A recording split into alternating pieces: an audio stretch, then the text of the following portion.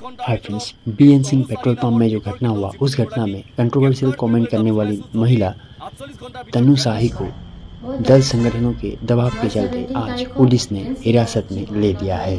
हालांकि तनु शाही ने कल अपने इस कंट्रोवर्शियल कमेंट के लिए क्षमा भी मांगी थी। लज्जित হৈছো আৰু হেহে আজি আমি অসম জাতীয়তাবাদী যুৱ ছাত্ৰ পৰিষদ টিংখাং আঞ্চলিক সমিতি আমি টিংখাং আৰক্ষী থানাত এজাহাৰ দাখিল কৰিছো। আমি এই এজাহাৰৰ যোগেদি 48 ঘণ্টাৰ ভিতৰত এই তনু শাহী নামৰ বিতৰ্কিত যুৱতীগৰাকীক গ্ৰেপ্তাৰ কৰিবলৈ দাবী জনাইছো। যদি 48 ঘণ্টাৰ ভিতৰত গ্ৰেপ্তাৰ নকৰে আমি পুনৰ আমি টিংখাং স্তব্ধ কৰিম, বিভিন্ন ধৰণৰ বন্ধ কাৰ্যসূচী হাতত ল'বলৈ বাধ্য হ'ম।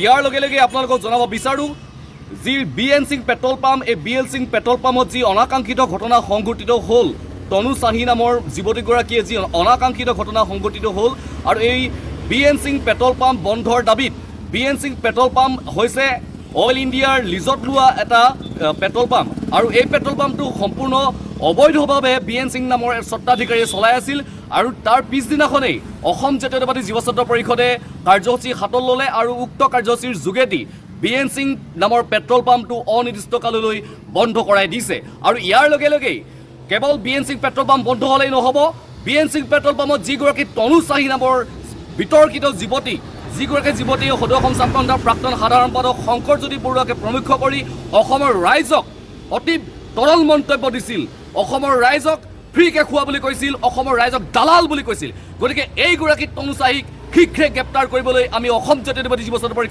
পৰিষদ টিংখাং আঞ্চলিক সমিতি আজি টিংখাং থানাত এজাহাৰ দাখিল কৰিছোঁ আৰু এই এজাহাৰত আমি উল্লেখ কৰিছোঁ 48 ঘণ্টাৰ ভিতৰত তনু শাহী নামৰ যুৱতীগৰাকীক গ্ৰেপ্তাৰ কৰিব লাগিব। যদি গ্ৰেপ্তাৰ নকৰে আমি কিন্তু টিংখাং স্তব্ধ কৰি দিবলৈ বাধ্য হ'ম। আজি আমি অসম জাতীয়তাবাদী যুৱ ছাত্ৰ পৰিষদ টিংখাং আঞ্চলিক সমিতিয়ে তনু শাহী নামৰ যি মহিলাগৰাকীৰ ওপৰত আমি এজাহাৰ আজি দাখিল কৰিছোঁ আৰু 48 ঘণ্টাৰ ভিতৰত তনু শাহী নামৰ যি মহিলাগৰাকীক 48 ঘণ্টাৰ ভিতৰত তেখেতক কৰায়ত্ব কৰি জেল হাজতলৈ প্ৰেৰণ কৰিব লাগিব। আমি প্ৰশ্ন কৰিব বিচাৰিছোঁ ডিব্ৰুগড় আৰক্ষী অধীক্ষকক আমি প্ৰশ্ন কৰিব বিচাৰিছোঁ, তেখেতে শংকৰজ্যোতি বৰুৱা নিজে এজন থানাত উপস্থিত হোৱা মানুহজনক হেণ্ডকাপ লগাই তেখেতে জেলত নিক্ষেপ কৰিলে, কিন্তু তনু শাহী নামৰ অনা অসমীয়া মহিলাগৰাকীয়ে অসমীয়া মানুহক স্বাভিমানৰ আঘাত সানি ফ্ৰীয়ে খোৱা বুলি কোৱাৰ পাছত তেখেতক কি কাৰণে সুৰক্ষা প্ৰদান কৰিছে আমি আৰক্ষী অধীক্ষক মহোদয়ক আমি প্ৰশ্ন কৰিব বিচাৰিছোঁ। অসম জাতীয়তাবাদী যুৱ ছাত্ৰ পৰিষদ টিংখাং আঞ্চলিক সমিতিয়ে ক'ব বিচাৰিছোঁ 48 ঘণ্টাৰ ভিতৰত তেখেতক গ্ৰেপ্তাৰ কৰি জেল হাজতলৈ প্ৰেৰণ কৰিবলৈ আমি দাবী জনাইছোঁ। ইয়াৰ লগে লগে অসমৰ বায়ু পানী সেৱন কৰি অনা অসমীয়াক বৰ পাৰি দিয়া এই চৰকাৰখনক আমি ধিক্কাৰ জনাব বিচাৰিছোঁ। হিমন্ত বিশ্ব শৰ্মা ডাঙৰীয়াক এই ক্ষেত্ৰত হস্তক্ষেপ বিচাৰিছোঁ। ইয়াৰ লগে লগে তেখেতক কৰায়ত্ব কৰি জেল হাজতলৈ প্ৰেৰণ কৰিবৰ কাৰণে আমি দাবী জনাইছোঁ। আমি অসম জাতীয়তাবাদী যুৱ ছাত্ৰ পৰিষদ টিংখাং আঞ্চলিক সমিতিয়ে ইতিমধ্যে আলোচনা আমি মিলিত হৈ সকলো সতীৰ্থৰ লগত আমি কথা হৈছোঁ। 48 ঘণ্টাৰ ভিতৰত তেখেতক যদি কৰায়ত্ব নকৰে আমি এক অইল বন্ধ খনন উৎপীড়ন সকলো আমি স্তব্ধ কৰি দিম। টিংখাঙত আমি পথ অৱৰোধ কৰিম। 48 ঘণ্টা আমি সময় দিছোঁ, তেখেতক কৰায়ত্ব কৰি জেল হাজতলৈ প্ৰেৰণ। বাইদেউ তনু শাহীৰ কথা কৈ আছো, আমি তনু শাহী এটা অপৰাধ কৰিছে, তাক গ্ৰেপ্তাৰ কৰিব, কিন্তু শংকৰজ্যোতি বৰুৱাৰ কথাটো আমি আকৌ এবাৰ উত্থাপন কৰিব বিচাৰিছোঁ। শংকৰজ্যোতি বৰুৱাৰ বহু ক্ষেত্ৰত ৰাজনৈতিক বলি হৈছে, ৰাজনৈতিক কিছুমান ষড়যন্ত্ৰৰ বলি হৈছে। কাৰোবাৰ ভয় হৈছে কিজানি শংকৰজ্যোতি বৰুৱাৰ যি জনপ্ৰিয়তা, সেই জনপ্ৰিয়তাই কাৰোবাৰ ৰাজনৈতিক কেৰিয়াৰত আঘাত কৰিব নেকি অনাগত দিনত। 26ৰ ইলেকশ্যনটো আহি আছে, তো নিৰ্বাচনটো আহি আছে, ভয় ভাবো কি কোনে খাইছে সেইটো আপোনালোকে বিবেচনা কৰি লওক, অসমৰ ৰাইজে বিবেচনা কৰি লওক। আৰু এই ক্ষেত্ৰত আমি এটা কথা কওঁ, শংকৰজ্যোতি বৰুৱা ইতিমধ্যে আমি গম পোৱা মতে তেওঁৰ জামিনৰ প্ৰক্ৰিয়া আৰম্ভ হৈছে। আমি এইটো বিচাৰিছোঁ যে বিনা চৰ্তে সেই ল'ৰাজনক মুক্তি দিয়ক। অসমীয়া মানুহৰ কাৰণে, খিলঞ্জীয়া মানুহৰ কাৰণে, দুখীয়া ছাত্ৰ ছাত্ৰীৰ কাৰণে বহু কিবা কিবি কৰি গৈছে, তেওঁ বহু কিবা কিবি কৰি আছে।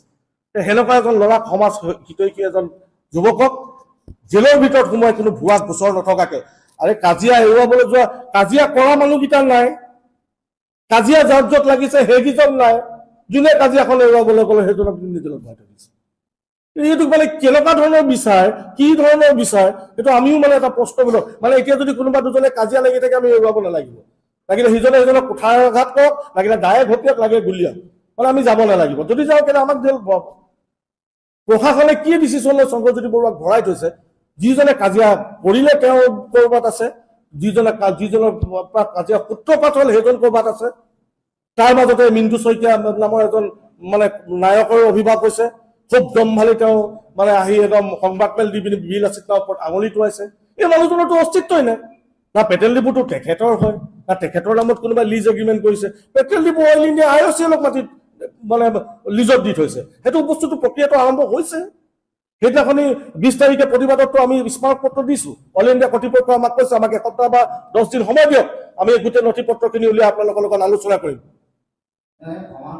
জাতীয় সংগঠন দল সংগঠন সকলোৱে শংকৰজ্যোতি বৰুৱাৰ পক্ষত আছে বা তনু এই যিটো অপ্ৰীতিকৰ ঘটনা হৈ গ'ল, এই ঘটনাটো নিষ্পত্তি বিচাৰিছে, দুখীক শাস্তি পোৱাটো বিচাৰিছে, আৰু অসমীয়া মানুহক কিমান বেয়াকৈ গালি পৰা এজনী ছোৱালীক আটক হোৱাটো বিচাৰিছে। তেওঁতো জাতিগতভাৱে কৈ দিলে না কথাটো, জাতিগতভাৱে কৈ দিলে। কিন্তু সমূহ দল সংগঠন ইয়াত এটা খুব লৈ পেলাই এই কথাটো ডিক্লেয়াৰ কৰিছে যে কালি দুলীয়াজান বন্ধ হ'ব।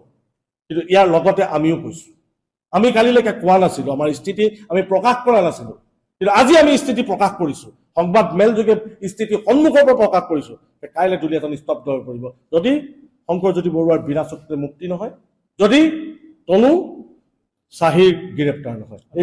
এইকেইটা কথা আমাৰ স্পষ্ট হয়।